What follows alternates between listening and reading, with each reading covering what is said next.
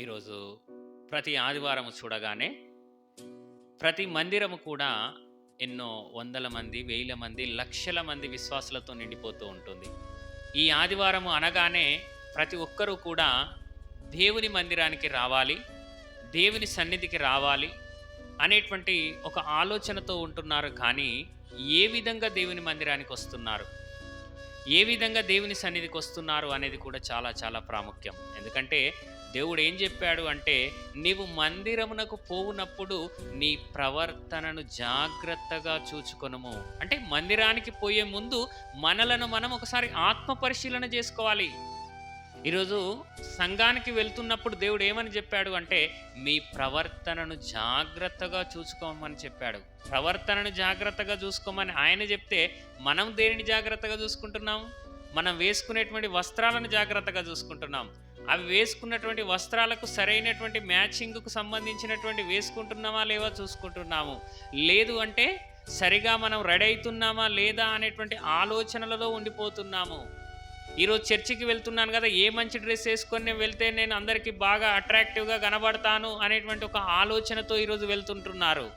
కానీ దేవుడు ఏమంటున్నాడు అంటే, నీ ప్రవర్తనను జాగ్రత్తగా చూచుకొనుము. ప్రవర్తన అనేది ఇది అంతరంగ స్వభావానికి సంబంధించినటువంటిది.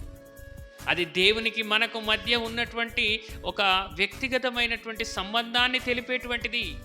అది దేవునికి మాత్రమే తెలుస్తుంది. నీ హృదయం ఎలా ఉందో, నీ మనస్సు ఎలా ఉందో, నువ్వు ఎందుకు దేవుని మందిరానికి వెళ్తున్నావో అనేది ఆయనకు తెలిసిపోతుంది.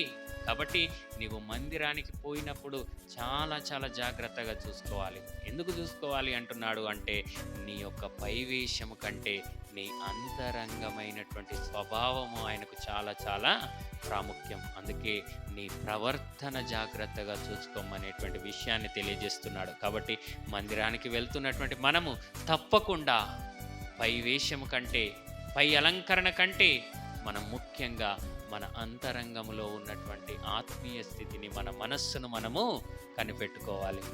ఈరోజు మందిరానికి ఏ విధంగా మనం రావాలో దేవుడు చాలా స్పష్టంగా తెలియజేశాడు. మనం వచ్చేటప్పుడు మన ప్రవర్తనను జాగ్రత్తగా చూసుకోమని చెప్పాడు. కానీ మనం ఏ విధంగా ఉన్నాము అంటే, ఒకనాడు పాత నిబంధనలో ఇశ్రాయేలులు ఏ విధంగానైతే నిత్యము పాపము చేయడము, చేసినటువంటి పాపానికి ప్రాయశ్చిత్తముగా బలులు అర్పించుటకు ఆ యొక్క యాజకుని దగ్గరికి వచ్చి వారు చేసినటువంటి పాపానికి ప్రాయశ్చిత్తముగా కొన్ని బలులను ఆ యొక్క యాజకునికి అర్పించి ఆ యొక్క బలిపీఠం మీద రక్తాన్ని ప్రోక్షించి వారి పాపాలను కడిగి వేసుకోవడం, మరలా ఉదయం పాపం చేయడం, మరలా దేవుని సన్నిధికి రావడం, అంటే ఇది ఒక అలవాటుగా వారికి మారిపోయింది. నేటి క్రైస్తవులలో కూడా ప్రతి ఆదివారం దేవుని మందిరానికి వస్తున్నాము, కానీ సోమవారం నుంచి శనివారం వరకు మనిష్టానుసారమైన జీవితాన్ని జీవిస్తూ పాపాలు చేస్తూ మరలా ఆదివారం వచ్చి ఏం చేస్తున్నాము అంటే, ప్రభు బల్లలో చేయి వేస్తున్నాం.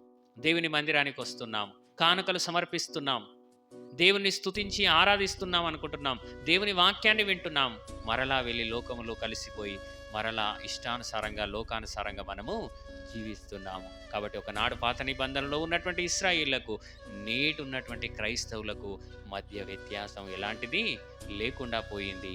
కాబట్టి అలాంటి జాబితాలో మనం ఉండకూడదు. మనం ఏ విధంగా ఉండాలి అంటే, ఆయన చెప్పినట్టు ఆయన మందిరానికి వచ్చేటప్పుడు మన పవిత్రంగా మన ప్రవర్తనను జాగ్రత్తగా ఉండుటకు మనము కనిపెట్టుకొని జాగ్రత్త పడుతూ ఉండాలి.